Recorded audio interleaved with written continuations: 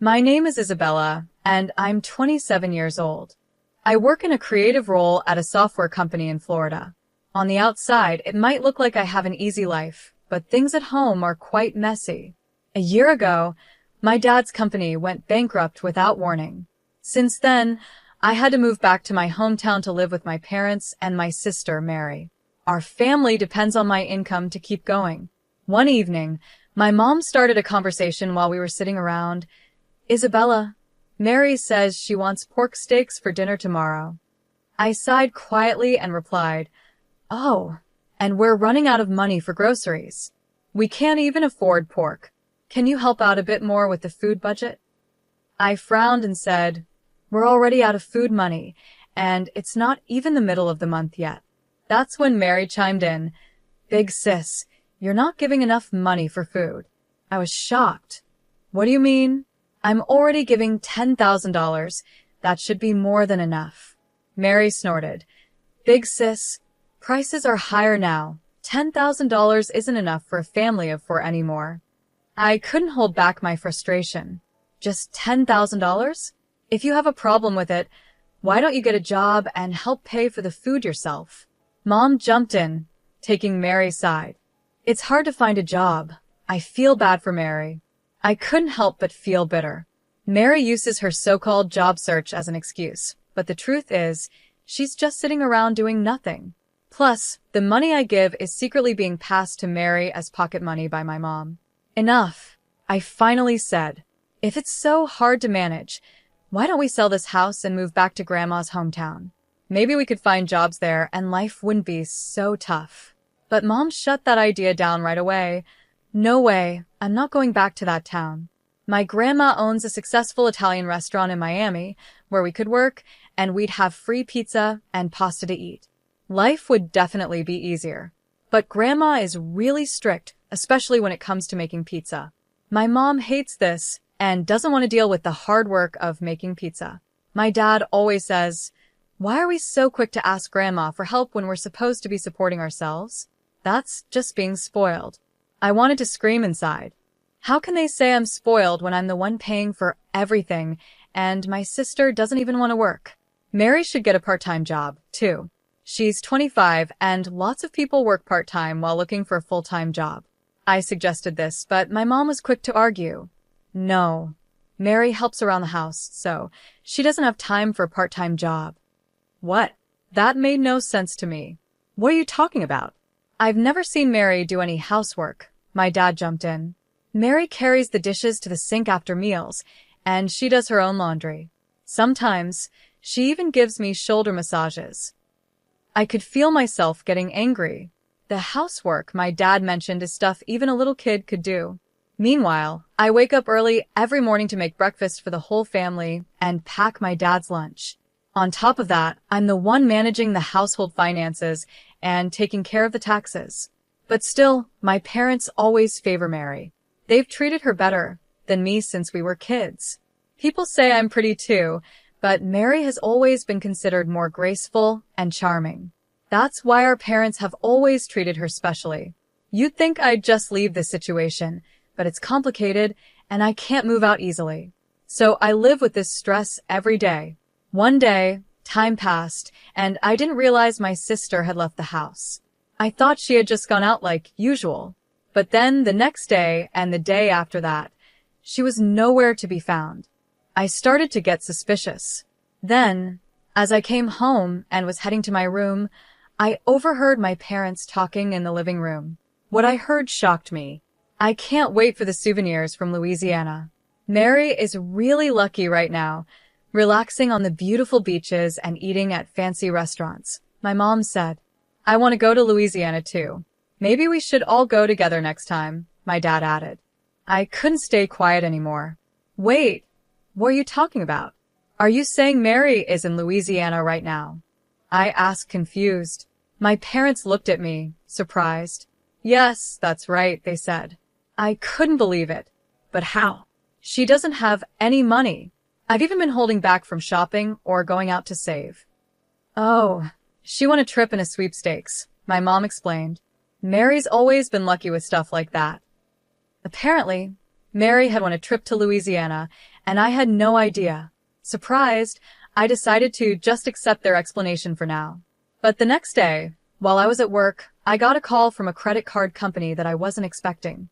I don't usually use my credit card much, so when the company called to inform me of high charges over the past 4 days, I was shocked. I couldn't remember making any big purchases. Feeling nervous, I asked how much had been spent, and the customer support agent told me it was $20,000 over 4 days. Right away, I knew who was behind it. It had to be my sister, Mary, enjoying her trip to Louisiana. She may have won the hotel stay and plane tickets, but she still needed money for souvenirs and other things. Determined to find out the truth, I called her. "What's going on? Explain yourself," I said. "Oh, I'm surprised you called, sis. I thought you were waiting for your souvenirs," Mary joked. "Stop messing around. You've been using my credit card without asking, haven't you?" She didn't even seem to care. "Did you notice? It was an accident," she said casually, and my anger grew.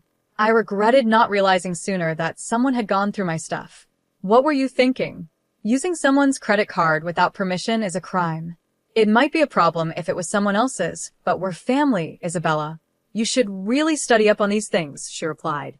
How could you spend $20,000 in just 4 days? That's a crazy amount of money. Well, besides the free flight and hotel, I had to pay for all the other activities, shopping, and meals. I went to fancy restaurants, bought some branded stuff, and took taxis.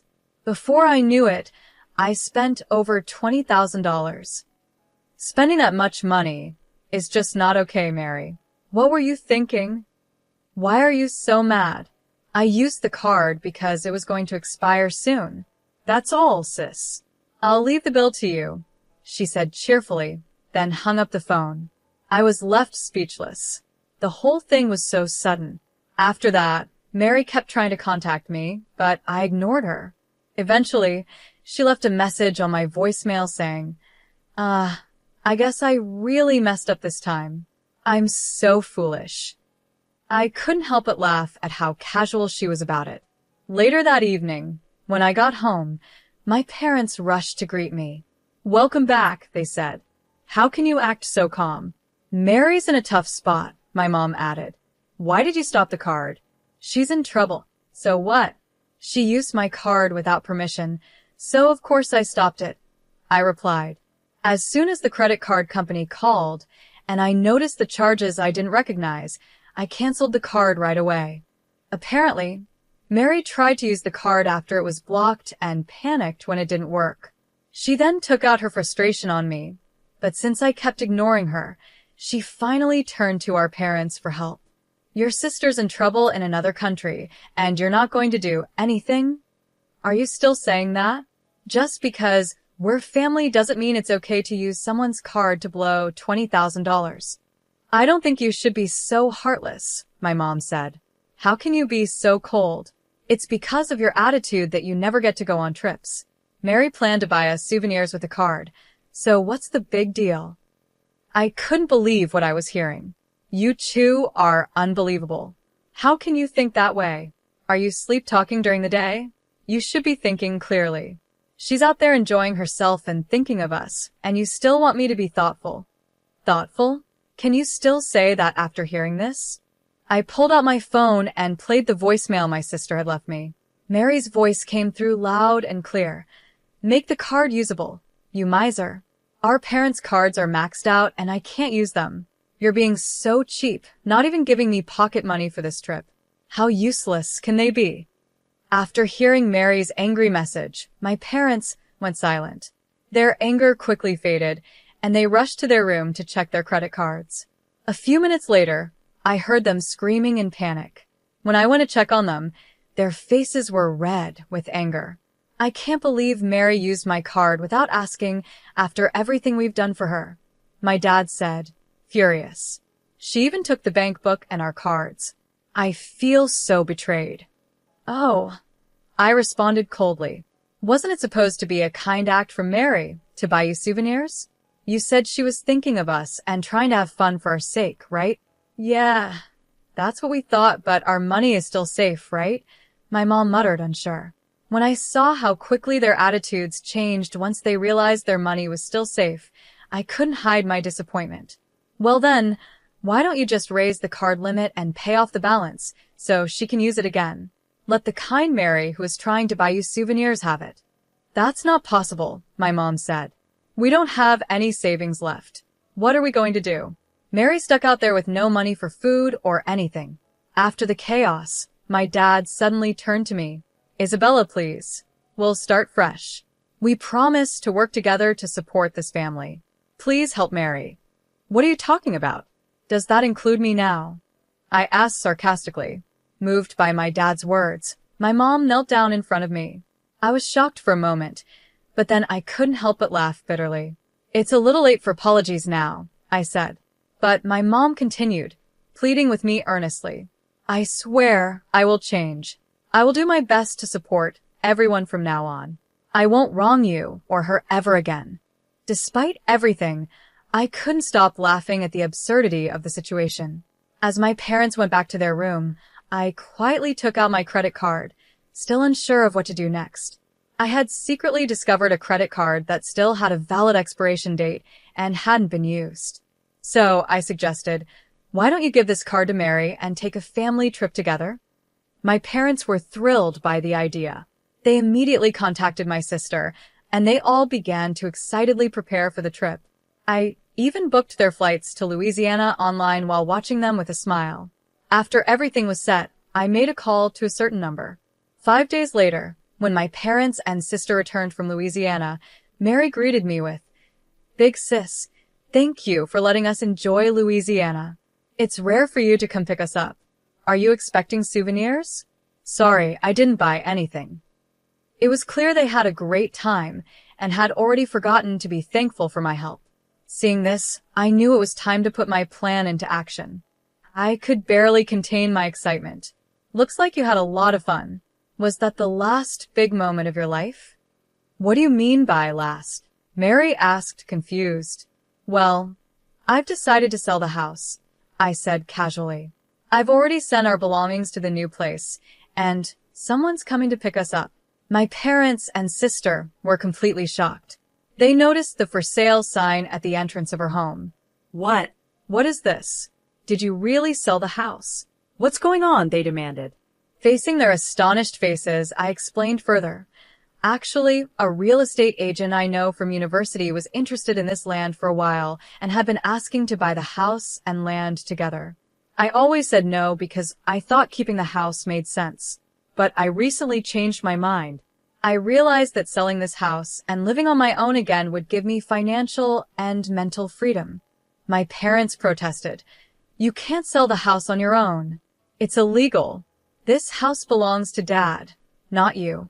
Staying calm, I replied, Oh, you seem pretty upset about it. But what if I told you the house and land are actually in my name? What? They exclaimed in disbelief. Dad, do you remember when you couldn't pay the taxes and came to me for help? I agreed to pay on the condition that we change the house's ownership to my name. You signed the papers back then. Remember? Dad's face fell as the memory came rushing back. That's right. I continued explaining. I didn't leave this house because it was already in my name. I was waiting for the right time to get you all out so I could sell it. It was tough to find an opportunity since you were always home. But when I sent you to Louisiana, I finally had my chance. With everyone out of the house, I could go ahead and sell it. Everyone was in shock. What? They gasped. As I mentioned earlier, I continued calmly. Your luggage has already been sent to the new place, so don't worry. The pickup will arrive soon. Pickup? What do you mean? My mom asked, still confused. Grandma is waiting for everyone. She's excited to see you, I said with a smile. Wait, Grandma? You mean Mom? My dad asked, his voice shaky. Yep, I talked to her, and she agreed to take everyone in. She's eager to knock some sense into you. She even told me to send your luggage. So, get ready for daily pizza making and cleaning at Grandma's restaurant. My parents and Mary were stunned. We can't go to Grandma's. We don't want to. Mary cried out. Oh, I see. Well, you can do whatever you like, but without a house or jobs, how do you plan to live? And don't forget about the credit card bill. How are you going to pay it off? What are you talking about? My mom asked nervously. The card is in your name. You thought it was in my name? You should be more careful. The card is actually in someone else's name, I said. No way. My mom's face went pale as she took out the card and checked the name. Her eyes widened. Wait, this card is in Mary's name? Exactly. The credit card I gave you was one I found in Mary's room. It was the first card she got when she started working, but she quit that job soon after. It seems she never used it. What? I've spent too much. What should I do now? My mom panicked. Well, since Mary's name is on the card, she has no choice but to pay it off. And you'll all need to work hard at Grandma's to cover your stay, without causing any trouble. Mary resisted until the very end, but our parents, seeing no other option, stayed silent and waited for Grandma's arrival. When she came, they all headed to her house and restaurant in Miami. Under Grandma's strict supervision, and with the help of her veteran employees, they learned to work hard, even shedding tears along the way. The $230,000 that had been charged to my card was eventually paid back to me by Mary, under Grandma's watchful eye. Although I had planned to settle everything by selling the house, Grandma managed to recover the living expenses I had previously covered and even took a portion of my parents' salaries to pay me back. Later, I moved into an apartment closer to my job and was able to live alone again. My new life was going smoothly, and I started enjoying peaceful days.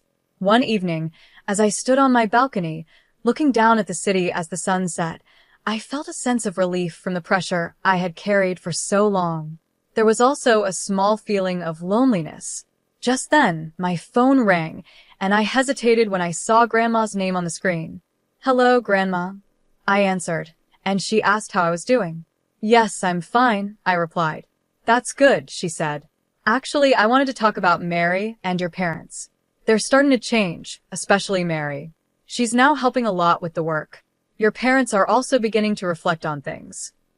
Grandma continued, Isabella, I know it's been hard for you. I think I understand how you feel.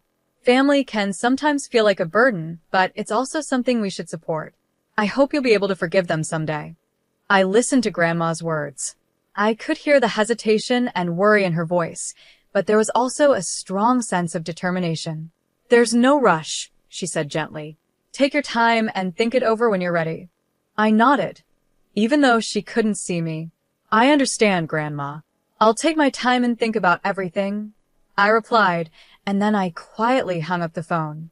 As I gazed out at the city, the sun dipped below the horizon, and the darkness of night slowly covered the skyline. A mix of emotions churned inside me.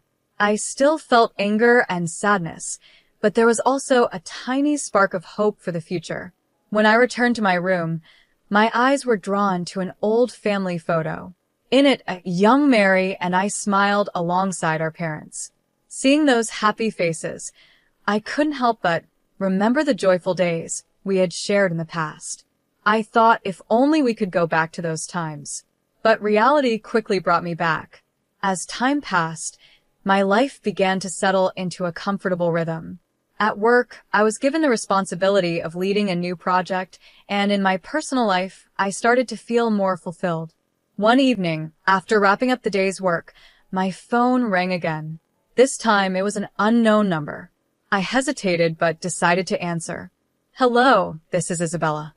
It's me, Mary. Came a voice that was different from her usual confident and arrogant tone. It was softer, more unsure. Surprised, I asked, Mary, what's going on? Did something happen? Sorry for calling out of the blue, actually, she started to say. I want to meet you in person. I want to talk to you, Mary said softly.